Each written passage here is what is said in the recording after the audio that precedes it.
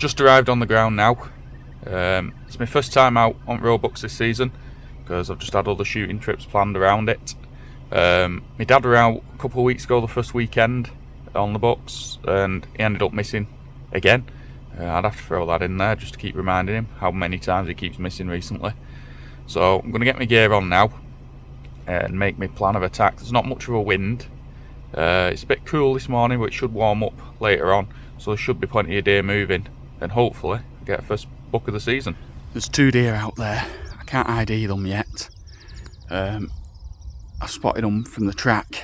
They were good 500 yards yet, so I've got quite a few hundred off, but I've got to work my way up this and through all that without making too much noise. I've had to cut a little bit to the left because the wind's slightly quartering on me, so they shouldn't be able to smell me, but chances are they'll be able to hear me.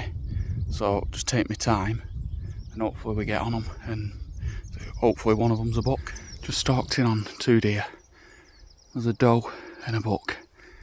I've got into about 150-200 yards now. Wind's been difficult. I had to come right out to come back in. That's why I'm out of breath really, because it's steep up like that.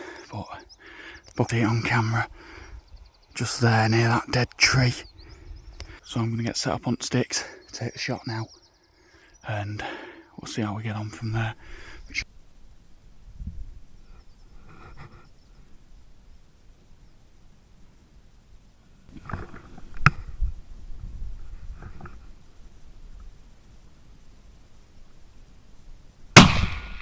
Whew. Well, that was a good stalk.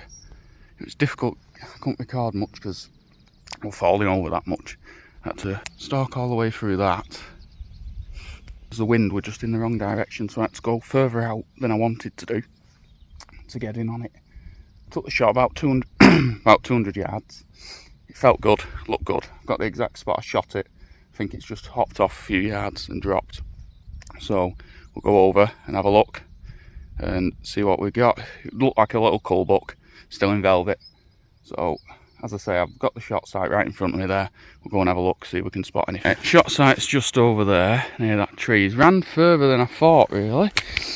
Not seeing much of a blood trail. I've seen a spot at the shot site. And then he ran in around here. This is the last spot I spotted him with the binos, really. Ah, there's some more blood. It's looking good. Ah, there he is. Oh, there it is. Oh, we've run about 50 yards, to be fair. Let's look at the shot. Oh, we've gone back on the shot. Back. It's gone in right on the money. But the bullet has a bad angle right on the gut, so I'm going to have a good job grallocking this one and cleaning it up. But the shot was bang on, as I thought, and he's not ran massively far, but he's ran into the trees and it makes it difficult to find. But yeah, I'll have a bit of a job grallocking this one, so we'll get on with that and see how much damage we've done. Right,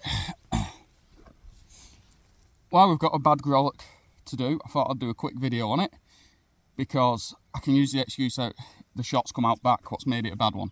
I have forgot gloves, so that's the first point you can go at, but I'm going to open it up and see how much meat damage has come from the gut being pricked.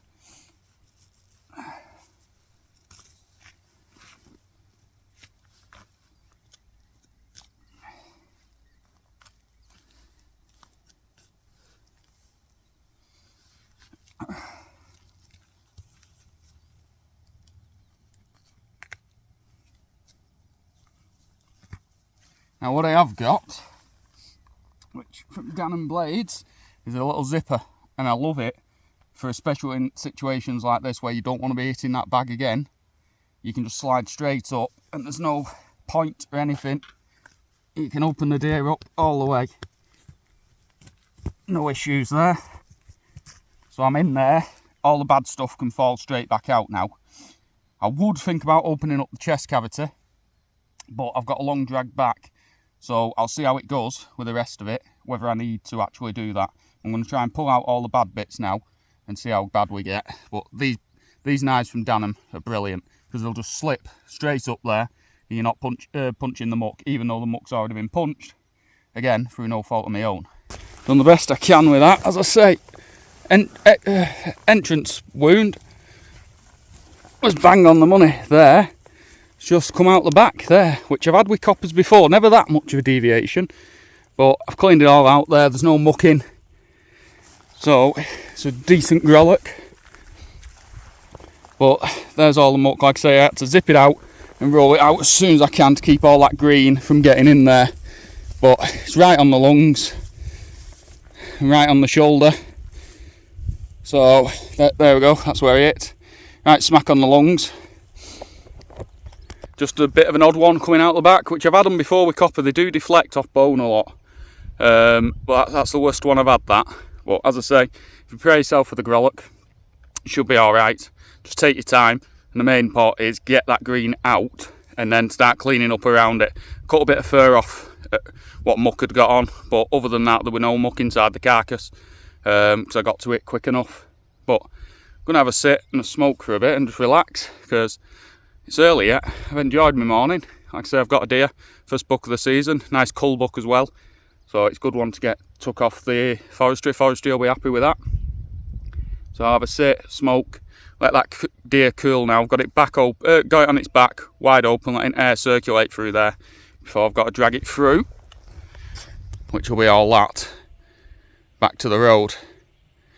As I say, that tree there, I don't know if you can tell distance on camera, but that's a tree where it was shot and it ran into here basically. So you're looking about 50 yards, which is longer than you want when you've not got a dog, but as long as you take your time, follow up your shot, you always get back on them.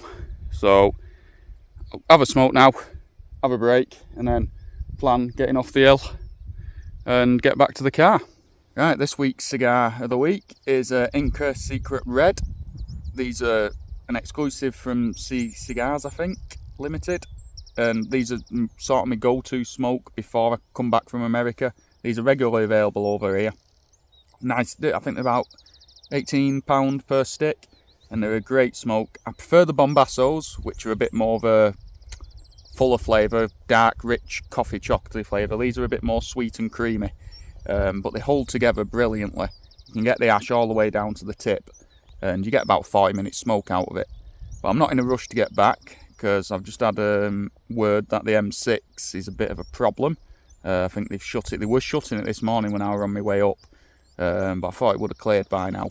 So I'm not in a rush to get back, so I'm going to take my time, just survey the land. I don't need to shoot another deer, because I've got to drag this one back yet. And then I'll drag that back to the car, and I might stop up at Foxhole Country Pursuits on my way, which I call Malmo Guns. It's always been Malmo to me. But I might stop up there and get some more ammunition, just why I've got chance and it kills some time. But I'll finish this smoke and we'll see how we get back to the car.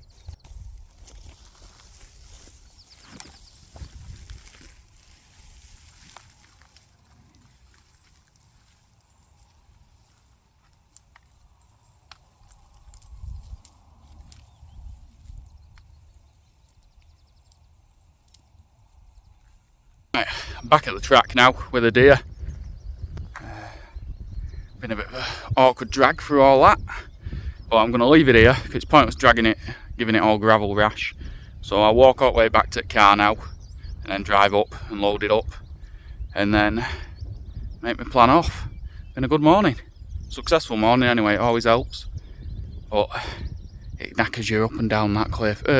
New plant, it's hard work. Right, I've got the car now, so I'm just going to load it up and then head off.